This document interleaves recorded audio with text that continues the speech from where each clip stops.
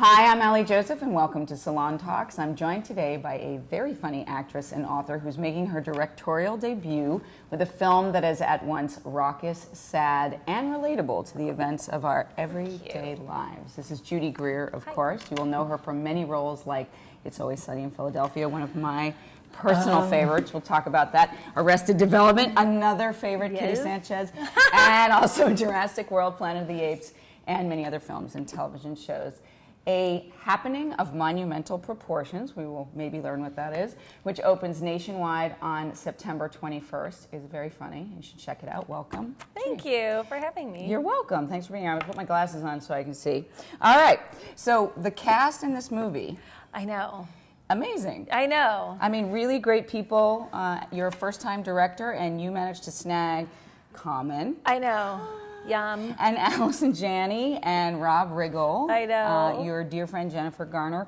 How did you engage all of these great people? I got lucky. I mean, I just kept asking people, and people kept saying yes, and it was crazy. But like once I had cast, so Common and Jennifer Garner were the first two people that I had cast, and once they were attached, it was like everyone else just said yes, which I would have. You have to have a reason to make people trust you when you're making a no-budget indie movie. And so one reason was, you know, these two. And then the second reason was that I really put my foot down about shooting my show in Los Angeles. I wanted to make a film in LA because so many films, as we know, shoot out of town now because of tax incentives, which are great, but I knew I could get like more favors out of people if like I could be like, I swear it'll be 6 hours, you'll be in and you're out. Like you don't have to fly to a place, you don't have to do a costume fitting, you don't have to stay in a hotel, like you just drive there and park your car and we will feed you and then you can go home at the end of the day. And that I think helped a lot. I would imagine so. Just roll out of bed, and, and you'd be like the actor version of Linda Evangelista. Like, I don't get out of bed for less than $25,000 a day. I'm going to roll down the street. So what drew you to this script in particular for a directorial debut? Well, I was wrong about it, but I thought it would be... First of all, I thought that for my first job directing a movie, it would be easy if there was lots of different plot lines and if it took place in one day. And it turned out that that was actually really challenging. Weirdly, I think not having just like one like storyline to follow, I had to be really creative in the edit, which was super fun and a great challenge. But I thought like the story was really beautiful. It made me laugh, but it also made me feel something. I love the idea that these two men have experienced such intense loss, but they didn't know it until the end of the movie. I thought it was really beautiful. I don't want to be a spoiler, but the things we have in common with people that we would never really know. I love the theme of adults acting like children and children acting like adults because I think we are all guilty of that. And sometimes don't you look at your kids and think like, how do you know that? Sometimes, anyway. Yes, they have great wisdom. Yeah, and sometimes I look at my friends and think, how are you in your 40s? I can't adult today. Somebody said that to me this morning. That you can't adult today, I know. I really understood them. But without giving away too much, the story here does revolve around a monumental event, as the title suggests. So fans are familiar with narratives that weave together many different simultaneous character storylines, like you just mentioned, things like Crash, or more recently on TV, This Is Us, Parenthood. So what drew you to that kind of film? I've always liked that kind of storytelling as an audience member. I like seeing how people and how, like, I loved Magnolia. I love the stories of shortcuts, like where things like are weaving, they're woven together, and I think it speaks to me because we all live our own separate lives in our own bubbles, and we sometimes don't ever stop and take a look back and see how we all interact. And as you go about your day, all the different people that you interact with, that you run into, that you talk to, even in passing, even at a Starbucks or a coffee shop, that are also having their own day and their own problems and their own successes. And I don't know, I like the idea that we're all kind of a little closer together than we think. And I find, interestingly, when you are watching something, that kind of a narrative and those story arcs can be easier to follow. Like if I read a book with all these multiple storylines, maybe it's my ADD brain, but then I have to go back and be like, wait, who is this? Yeah. But when you do it well, as you've done, you kind of get this you see how they all geography of interact. who these people are and where they meet. As a first-time director and as a woman first-time director in Hollywood, I'm curious if there are any sort of uphill battles that you faced and any personal challenges. I'm trying to remember the statistic from the last year in terms of films that were made and had any acclaim that had women directors, and as we all know, and unfortunately there were far too few. Yeah. So did you face any challenges? I didn't. I don't know if it's because I don't want to say it's because I'm a woman or because I was a first-time director, but I do kind of wonder sometimes, if I was a guy and I had the cast I have, would I've gotten a bigger budget to work with? Mm. I'm curious about that. But those are it's kind of neither here nor there, and you can make yourself crazy with what ifs, So I think, I don't know that I noticed anything being challenging because of my sex. Well, that's a good thing. But I will ask, because at least a few members of this cast you've worked with before, some are good friends, when you put on the director hat and you're no longer, on the other side with your fellow actors, do people treat you differently? No, and that's a good thing. I think every movie I have done where I've been friends with the director or friends with a lot of the cast, or I've come in to guest star on a show where I know the people, it all feels super collaborative, and that's kind of the environment I wanted to create. I wanted to feel like I was hanging out with my friends. I wanted to feel like we were all doing this together, like it's our movie, not my movie, and that we were all a team of people. This director, Gary Winnick, who directed 13 Going on 30, he had a production company for a while. I think it was called Indigent Films, and his model was that everyone got a piece of the movie. Everyone was a part of the whole, down to the PAs, blocking off the sidewalk and making sure people are quiet. And I love that concept and that idea. And while I wasn't really able to do that completely on this movie, it is a sort of idealistic fantasy of mine that everyone is a piece of the whole. And the director is just the one with the grand vision kind of steering the ship, but we're all in there together, laughing and having fun, and I don't think anyone looked at me differently, and I wasn't looking at them differently just because I was the one that was allowed to tell them what to do. Any good memories from on set with was anybody a prankster? Anybody any good days you remember, or bad days? I don't remember any bad days. It was a really fun set, and I loved. I hope she doesn't want to punch me in the face for saying this, but there's a scene, it didn't end up in the movie, but Katie Holmes is driving the ambulance away, and she did crash into Anders Holmes' new Volvo SUV, and we don't have it on camera, but we were shooting Rob. Wait, why? Just it's really wide? It's a big bus? Because it's hard to drive an ambulance. And so, did I say ambulance? She was driving the ambulance. Yes, you did. Okay, I just lost my mind for a minute. So we were shooting Rob and Allison as they're watching her drive away in the ambulance, and you hear a crash off camera, and you see both of their faces are oh no. That we was didn't amazing. mean to do that. They're oh, whoops. Oh. It was really... Poor Katie. She probably was traumatized. You guys had good insurance, I'm sure. Yeah, we had some insurance. We're going to need another ambulance. That was How often exactly do you hear that? So after this one experience, do you want to continue directing? And if so, what kind of project would you like to take on again? I definitely want to continue directing. I would love to direct a romantic comedy. I'm reading those. There's a movie, a coming of age movie that I'm attached to direct that we're currently looking for financing for, which I really like. I think I'll never really get sick of those stories, but I also would love to direct a romantic comedy. I think it'd be really fun. That would be fun. As long as the main characters have good chemistry, you really have to make sure. Well, that's casting. I know. Right. So I think it would be unfun if two people didn't have good chemistry, but I would make sure that my leads did. All right, well, we're going to look for that. Some of your other work, oh, by the way, if you're just joining us, happy Hello. Friday. This is Judy Greer, star of not stage. Have you done? You've done I've some done stage work recently. Small screen, big screen. I've been on the boards. On the boards. That's what they theater? say. I love theater. Yeah.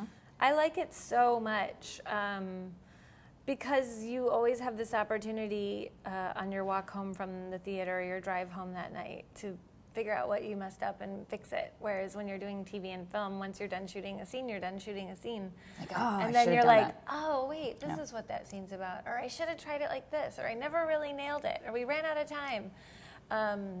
So that's what's so great about doing theater, is you get like a do-over every single day.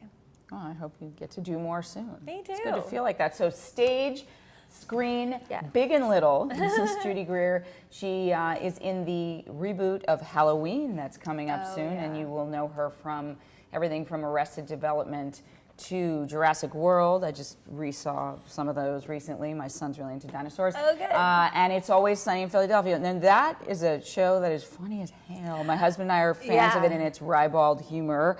And Ingrid Nelson, your character, is someone who kind of made it out of the working class, burbs, to be a fashion designer. And your upbringing in Detroit sounds a little bit more motivated by supportive parents. When did you know that you wanted to be an actor?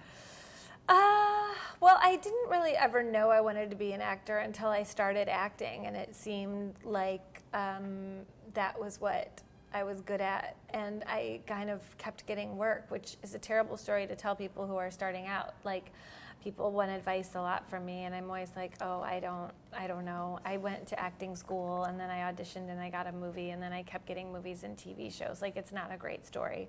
But I will say that even though I studied acting in college, I just thought that the chances are so small that you'll, like, make it.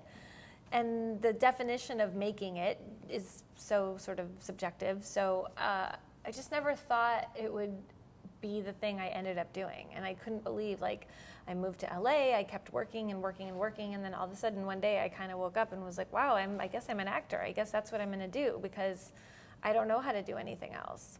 And what did your parents think? I mean, I guess they watched you go through school and... They were happy. I think it's also been difficult for them because they just think it's so easy to be an actor because I had an easy time of it. But they always, during my downtime, my mom always wanted me to go and get my manicurist license for some reason. She thought I should be a manicurist.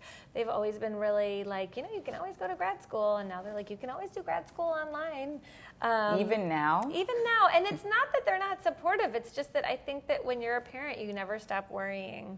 That's true. I mean, I don't think the other shoe's going to drop. I think we're good now. I don't think so, but hey, man, who knows? But I don't want to go to grad school. I'd like to keep acting and hopefully more directing. But yeah, my parents were always supportive of whatever I wanted to do, but yes, protective as well. All right. Well, worse parents to have. Yeah, I'm absolutely. lucky. So Judy's movie called A Happening of Monumental Proportions, had to get that out properly, opens nationwide September 21st. Yes. And we are talking about some of her life experiences, also her experience as a first-time director, and the new Halloween, which I assume is coming out around Halloween. Yes, I made that joke to someone yesterday. They asked me in an interview when it came out, and I said Christmas, and it took a... What's wrong with people? Yeah. People! Yeah. Don't be stupid. Listen, just listen. Yes, comes out just before Halloween. 4th of July. Yeah, yeah. We're waiting till next year. We're going to get a real build-up before October 31st. Memorial Day. So from what I've read, I haven't watched trailers, but because I want to be surprised. It's scary. It looks fun and pretty true to, like, not crappy. Looks good. It's good. I saw it in the Toronto Film Festival. It was amazing. That's awesome. Yeah. At least you can even say it's good because, sometimes we talk to other people and they're like, yeah, that maybe wasn't quite. I was floored. It was the first time I saw it. I was so excited. I was so scared, and I knew what was going to happen, and I just was, like, so tickled by the audience. Did people run out? Were they screaming? People were screaming. Even the, like, hotty-totty film festival people? Yeah. Well, they're die-hard fans. Like, the fans of that franchise, like, they really love that franchise. I was listening to, watching, actually, a doc made for TV about Jaws and the making of Jaws. Oh, and so you see, like, a Spielberg at 27 and all the other producers, and Steven sitting there talking about how he saw the film screen the first time in a theater with one of the producers. And at first, the world had never seen a film exactly like this, and one person gets up and walks out, and he's like, oh no, they hate it. And then they started running, and they were so terrified. And then he says another person got up and like threw up all over the floor. Do people have that kind of visceral reaction to? I was like, maybe they just had a bad hot dog. But he said they were so terrified that people like running out of the theater and screaming. So throwing up? I guess I would be like over there. But so what was people were screaming? They were scared. Were you a fan of the original? Yeah. Yeah. I was a fan of the original, and I was so terrified watching it. And even rewatching it to prepare for shooting the movie, I was terrified all over again. And again, it's like, there's something I'm just like, I knew what was going to happen. You know what's going to happen. You know where it's going, but it's so scary. So who do you play, and how is it different, if at all? So we're telling the story 40 years after the original. So we're kind of picking up after the original left off. So Laurie Strode has, for 40 years, been preparing for the return of Michael Myers on the off chance that he should come back to find her. She has since had a daughter, Moi, and I have a daughter, this wonderful actress named Andi Matichak. She's going to kill me. Sorry, Andi. And she plays my daughter. She's in high school. So we have 3 generations of Strode women, of strong, tall Strode women. We're tall, and I'm gonna sit up more now. Me too. So no, not you. Just me. Sorry. Yeah. So we have 3 generations of Strode women who are all in their own way dealing with what happened 40 years ago. And so my mother, Jamie Lee Curtis, is preparing for, Armageddon. I am very actively trying not to take this on myself. And more than that, I'm actively trying not to put this on my daughter. I want my daughter's history to be different. I don't want her whole life to be defined by what happened 40 years ago like mine is. So what happened to my mother defined my life, and I don't want any of that near my daughter. I want her to have like this happy, idyllic, suburban life. But of course, it's not to be. That can't happen. No. All right. Well, Halloween coming out on Christmas. Just kidding. Halloween. That was funny. You even got me. No, thank you. It's just that split second, right? Where you're like, yeah, oh, wait. I was like, coming out on Christmas. Oh. She's funny. All right. So this is Judy Greer, of course, in the new Halloween, as you just heard, and a first-time director of A Happening of Monumental Proportions, which opens nationwide September 21st. I do have to go back in the time machine a little bit to when you took your lack of love for working out and turned it into a really fun web series and then a series. Oh, yeah. Yes, Reluctantly Healthy. So I, of course, heard it around that you don't love working out. And I taught a spin class this morning. You taught one? I don't know if I taught one. Look, I'm still here. I'm about to fall off the chair, though. Yes. Whoa. That's another conversation. But I have always found like fitness and helping to another way to kind of teach people and motivate them. But, a lot of people don't love it. And so these online workout videos and then the show that came out of Reluctantly Healthy gave people workarounds and kind of, things that work. So you're an actor, you're on the road all the time now as a director, and you're super busy. So what are your takeaways now, these years later? Because I think you stopped shooting that in 2014. Yeah, although we're trying to, I want to bring it back. Let's bring it back. We kind of are trying to. My producer and I are, talking about it. We have an idea, so hopefully. All right, so what were the takeaways for staying healthy in a stressful life with little sleep, even if you're not an actor? I mean, my big tips, you have to figure out how you work out. How my takeaway was, what do you do? Because for me, I can make myself work out just because I'm vain. So, I know, and I learned, I have That's why I went back to teaching, because I got too fat. Right? It's all right, well, I know. I have to go help people so that I can look at myself. So I can, I got really into these workout videos. I don't know if you've heard of LEKfit.com, but I do that, and I can do it anywhere I go, and I do it on my computer, and it's basically the takeaway was just find what works for you and then just do it. I also think that if you have to go out to eat a lot, which I do, I mean, are we just doing tips? Because maybe this is boring, but honestly, it's not boring. I like it because, I would do loads of coffee, which is horrible for you, and, and peanut M&Ms from craft service. Those and are then the so spin delicious. Class to kind of to offset it. I found that going online to look at restaurant menus ahead of time and planning what I'm going to order at a restaurant before I go was a really good tip I learned on that show. That's good. So you're not that annoying person who's could you leave this off and do this? Well, or you just don't read the menu. If you go there and you're hungry, you're not going to you're going to pick out the thing you're going to eat ahead of time. All right. That sounds obsessive. No, it's okay. Okay. You have to prepare. It's part of. We're not. I have another good question. Great. What is it? All right. I'm sorry. I hate talking about this stuff, but I do kind of love it too. But you're I reluctantly. I love it. But you are reluctantly healthy, and that's cool because so many people are. So Judy Greer, you've kind of reinvented your this career in a way from actor to director in Hollywood, and it's a tough thing to do, especially there. So what did you learn about yourself in the process? You mentioned earlier you don't want to be asked for advice by aspiring, up and comers because you've been fortunate, and that's great. But do you have advice for people, maybe not kids, but who want to reinvent themselves? Because a lot of people look at that more mid-career and they want to make a change. I mean, it's really, for me, it was a lot about a good support system. So if you don't have people around you that are going to support you, even if that person is your spouse or your best friend, I think it's a lot harder. You have to have cheerleaders. So my first piece of advice would be to find great cheerleaders that think you can do it, so that when you have moments where you don't think you can do it, you have to call your cheerleaders and they will build you up. Who are your cheerleaders? I have 5 cheerleaders. She has 5. They have the cutest outfits. Oh. Just kidding.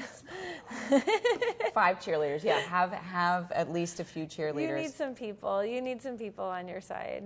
All right. Well, I think that could be said anywhere. I agree. So if you are just joining us, too bad, but you can watch this back. Don't worry. This is, of course, Judy Greer. She is a newly minted director of a Happening of Monumental Proportions, a film that opens nationwide on September 21st. Has some very funny people in it. Common, Rob Riggle, Allison Janney, who always spans comedy and drama so well, and many others, and Katie Holmes, who crashes an ambulance, but don't tell her. And then check her out in Halloween, on Halloween, not Christmas.